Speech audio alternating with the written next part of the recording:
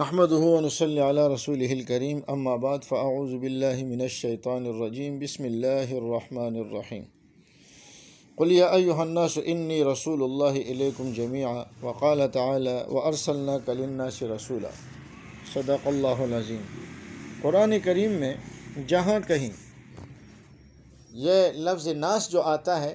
تو یا تو اس پر کوئی قرینہ اور دلیل موجود ہوگی کہ اس ناس سے مراد تمام افراد ہے یا بعض۔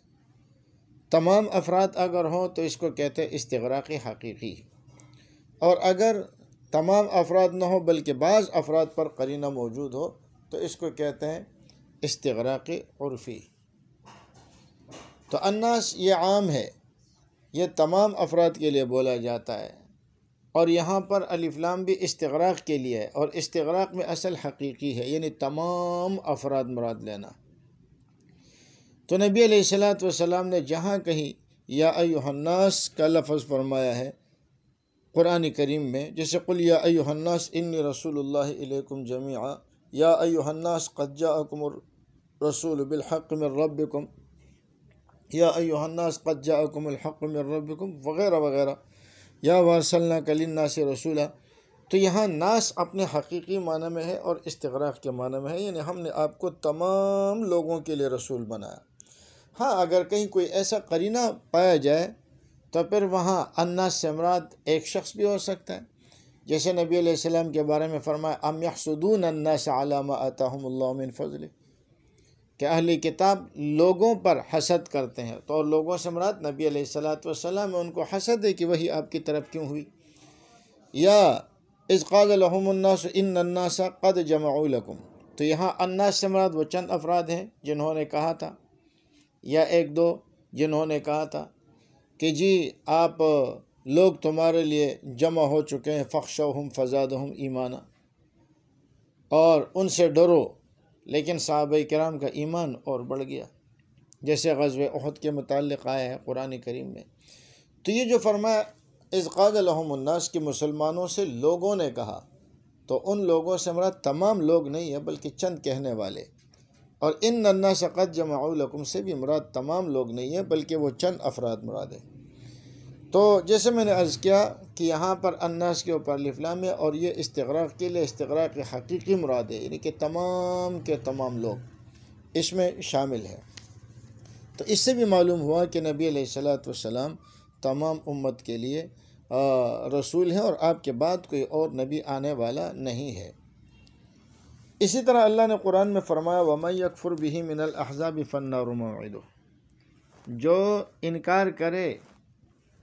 اس کتاب کا، اس شاہد کا، قرآن کریم کا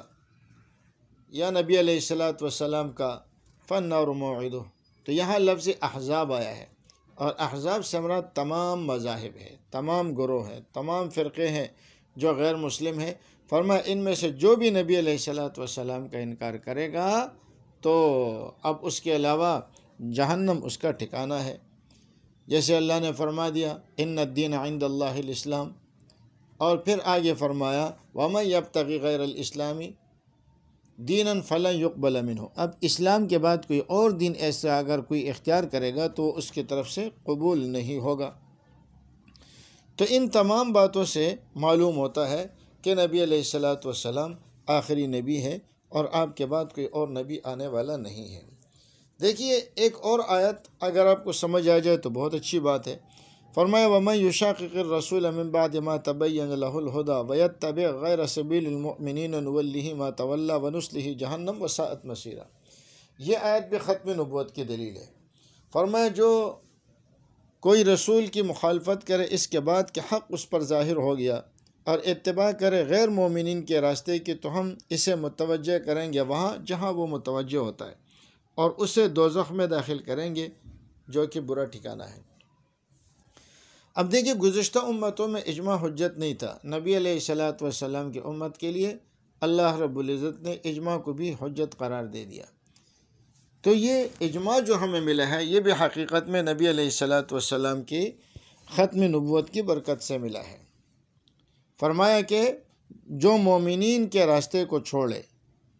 اور مومنین کے راستے کے علاوہ دوسرے راستے پر چلے تو فرمایا ہم اسے اسی گمراہی کے راستے پہ چلا دیں گے اور وہ گمراہی کے راستے کا نتیجہ جہنم ہوگا۔ اب دیکھیے آگے فرمایا وما ارسلنا من رسول الا لیطاع باذن اللہ، ہم نے کسی رسول کو نہیں بھیجا مگر اس لیے کہ وہ ان کی اطاعت کی جائے باذن اللہ، اللہ کے حکم سے۔ ہر رسول مطاع ہوتا ہے، مطیع نہیں ہوتا۔ اب دیکھیے پہلی آیت میں مومنین کا راستہ یہی ہے کہ پوری امت کا اس بات پر اجماع منعقد ہو چکا ہے، اور صحابہ کے دور میں سب سے پہلا اجماع ختم نبوت پہ منعقد ہوا، اور مرزا قادیانی نے نبی علیہ السلام کے راستے کو چھوڑا، امت کے راستے کو چھوڑا، تو اس کا انجام بھی وہی ہوگا، نولیہ ما تولی ونصلہ جہنم۔ اب اگلی آیت میں فرمایا کہ ہم نے جتنے بھی رسول بھیجیں صرف اس لیے بھیجیں کہ ان کی اطاعت کی جائے باذن اللہ، اللہ کے حکم سے۔ اب ہم پوچھتے ہیں قادیانی حضرات سے کہ مرزا قادیانی نبی جو ہوتا ہے وہ دوسروں کی پیروی نہیں کرتا بلکہ دوسرے نبی کی پیروی کرتے ہیں۔ اب ہمارا پوچھنا یہ ہے کہ نبی علیہ السلام کا خاتم النبیین ہونا یہ تو قرآن، حدیث اور اجماع امت ہر چیز سے ثابت ہے۔ اب ہم پوچھتے ہیں کہ مرزا قادیانی اس سبیل مومنین پر چلنے والا ہے یا سبیل مومنین کو چھوڑنے والا ہے؟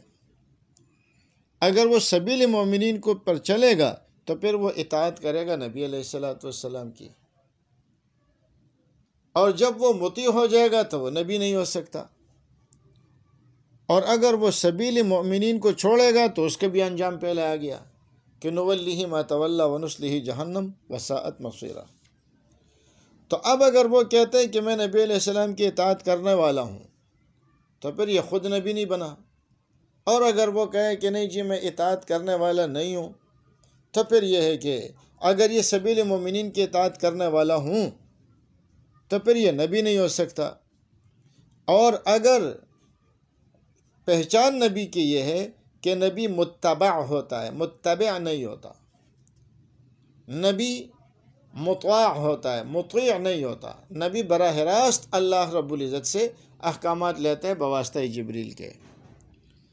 تو اگر وہ کہتا ہے کہ وہ سبیل مومنین کے مطابق چل رہا ہے تو پھر یہ نبی نہیں بن سکتا، اور اس لیے کہ اس کا کوئی اب اطاعت کس کی ہے؟ صرف اور صرف رسول اللہ صلی اللہ علیہ وسلم کی، اور اگر وہ اس ڈگر پر نہیں چلتا اور وہ خود نبی بننے کی کوشش کرتا ہے تو مطاع تو ہو ہی نہیں سکتا نبی علیہ السلام کے بعد۔ تو اب اگر وہ خود اطاعت نہیں کرے گا، سبیل مومنین سے نکلے گا تو جہنمی بنے گا، اور اگر کوئی اس کی پیروی نہ کرے تو مطاع جب بنے گا نہیں تو اس کی پیروی کرنے والا کوئی نہیں ہوگا، تو ایسے شخص کو نبی بنانے کی ضرورت کیا ہے؟ لہٰذا قادیانی حضرت سبیل مومنین کو ہی اختیار کرے اور سبیل مومنین کو نہ چھوڑے، ورنہ تو جہاں مرزا قادیانی گیا ہے وہی انجام ان کا ہوگا۔ اب دیکھیں جنت والوں کے بارے میں یہ ایک اور آیت ہے کہ اللہ رب العزت فرماتے ثلۃ من الاولین وثلۃ من الآخرین۔ سورہ واقعہ میں اللہ رب العزت نے جو ذکر فرمایا اصحاب الیمین کا اور اصحاب الشمال کا اور مقربین کا، تو اصحاب الیمین کے بارے میں فرمایا ثلۃ من الاولین وثلۃ من الآخرین، تو اولین میں سے بھی بہت ہوں گے، ثلۃ من الاولین، و مقربین کے بارے میں فرمایا ثلۃ من الاولین وقلیل من الآخرین، گزشتہ امتوں میں یہ بہت ہوں گے اور آخری امت میں فرمایا یہ کم ہوں گے، اس لیے کہ گزشتہ امتیں جو نبی آدم علیہ السلام سے شروع کر نبی علیہ السلام تک آئی ہے تو ان کی مجموعی تعداد تو بہت زیادہ بن جاتی ہے۔ اور اصحاب الیمین کے بارے میں فرمایا ثلۃ من الاولین وثلۃ من الآخرین، وہ پہلے امتوں میں بھی بہت ہے اور آخری امت میں بھی بہت ہے، یعنی مجموعی اعتبار سے نبی علیہ السلام کی امت میں اگرچہ مقربین گزشتہ کے بنسبت اس میں کم ہوں گے، لیکن اصحاب الیمین پہلے میں بھی زیادہ ہے اور آخر میں بھی زیادہ ہے۔ تو اس آخرین سے کیا مراد ہے؟ تو آخرین یا آخرین اس سے مراد آخری امت ہے، تو اس سے بھی معلوم ہوا کہ نبی علیہ السلام یہ آپ کی امت آخری امت ہے، آپ کی امت کے بعد کوئی اور امت آنے والی نہیں ہے۔ ایسے الم نہلک الاولین ثم نتبعہم الآخرین، اس سے بھی معلوم ہوتا ہے کہ اولین سے مراد گزشتہ امتیں اور آخرین سے مراد یہ امت ہے، اور یہ آخری تب بنے گی جب اس امت کے بعد کوئی اور امت نہ بنے۔ اب ظاہر ہے کہ اگر مرزائی یہاں اور امت بنانے کی کوشش کریں گے تو پھر نبی علیہ السلام کی امت کو آخری امت کہنا یہ درست نہیں ہوگا۔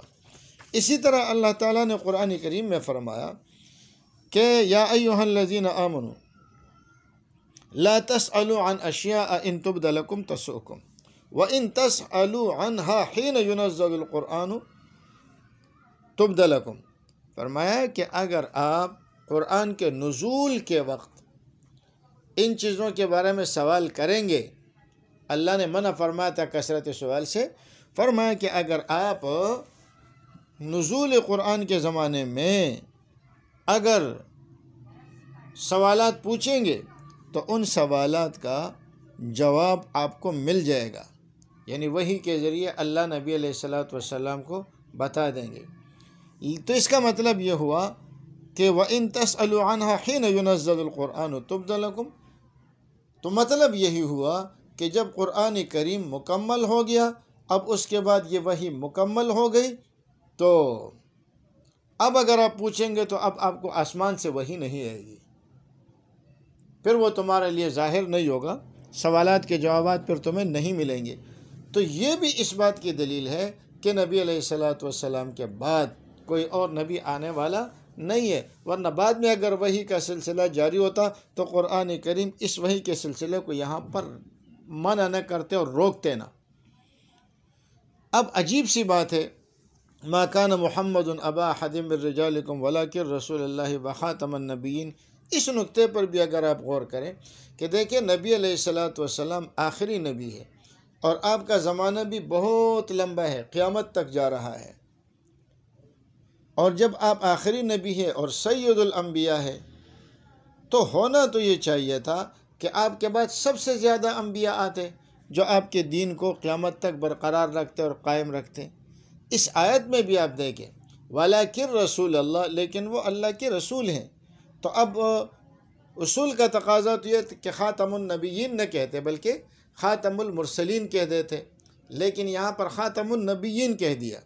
نبیین کہنے کی وجہ یہ ہے کہ عموماً پیچھے ایک نبی کے بعد دوسرا نبی آ جایا کرتا تھا، تو یہاں بھی ذہن میں آ سکتا تھا کہ نبی علیہ السلام کا زمانہ تو بہت لمبا ہے، جب بہت لمبا ہے تو یہاں تو بہت سارے انبیاء آنے چاہیے، تو اس لیے فرمایا وخاتم النبیین، نبی علیہ السلام تمام نبیین کے خاتم ہے کہ آپ کے بعد کوئی نبی بھی نہیں آ سکتا۔ اب مرزائی بڑا عجیب شور کرتے ہیں کہ بھائی نبی اور رسول میں کوئی فرق نہیں ہے، نبی اور رسول ایک ہی ہے، اور خاتم النبیین جب کہتے ہیں تو کہتے ہیں کہ اس سے غیر تشریعی اور تشریعی کا فرق یہ کرتے ہیں۔ خاتم النبیین کا مطلب یہ ہے کہ آپ علیہ السلام تشریعی انبیاء کے لیے خاتم ہے، غیر تشریعی کے لیے نہیں ہے، یعنی جو نئی شریعت لے کر آئے ان کے لیے تو خاتم ہے، لیکن پرانی شریعت پر چلنے والوں کے لیے یہ خاتم نہیں ہے۔ یہاں بھی اتنا بڑا دھوکہ یہ دے رہا ہے کہ نبی عموماً اسی کو کہا جاتا ہے کہ جس کو پرانی شریعت کا پابند ہو، اور رسول اس کو کہتے ہیں کہ جو نئی شریعت لے کر آئے، لیکن قادیانی اسے مانیں گے نہیں۔ اب دیکھیں جب آپ کے بعد نبیین کا آنا بند ہو گیا تو مرسلین کا بطریق اولا ہو گیا، یعنی جو آپ کے شریعت کے تابع کوئی نبی نہیں آ سکتا تو نئی شریعت کیسے لا سکتا ہے؟ تو یہ بات اعتبار دلالت النص مرسلین کا آنا خود ہی بند ہو گیا۔ تو یہ نبی اور رسول میں فرق نہیں جانتے، پھر تشریعی اور غیر تشریعی نبی کی فرق کرتے ہیں تاکہ مرزا کو بچا سکے۔ خاتم النبیین میں اگر یہ کہے کہ آپ کے بعد غیر تشریعی نبی نہیں آ سکتا تو مرزا کے لیے دروازہ بند ہو جائے گا، تو اس لیے یہاں پر وہ کہتے ہیں نہیں، نبی اور رسول ایک ہی ہے۔ اور لیکن یہاں جو فرمایا ہے تو اس سے مراد یہ ہے کہ تشریعی نبی نہیں آ سکتا، تو یہ تشریعی اور غیر تشریعی کی جو تشریح آپ کرتے ہیں اسی کو ہم کہتے ہیں کہ جو تشریعی ہے اس کو ہم رسول کہتے ہیں اور جو غیر تشریعی ہے اس کو ہم نبی کہتے ہیں۔ لیکن مرزائیوں کا مزاج یہ ہے کہ جہاں ان کو کوئی بات اپنی مرضی کے مطابق لگتی ہے تو یہ فوراً اسے قبول کر لیتے ہیں، اور جو بات ان کے مرضی اور منشا کے خلاف ہو تو یہ بڑی آسانی سے اس کو ہضم کر جاتے ہیں۔ اللہ ہمیں صراط مستقیم پر چلنے کی توفیق نصیب فرمائے اور امت مرزائیہ کو اللہ تعالی ہدایت عطا فرمائے۔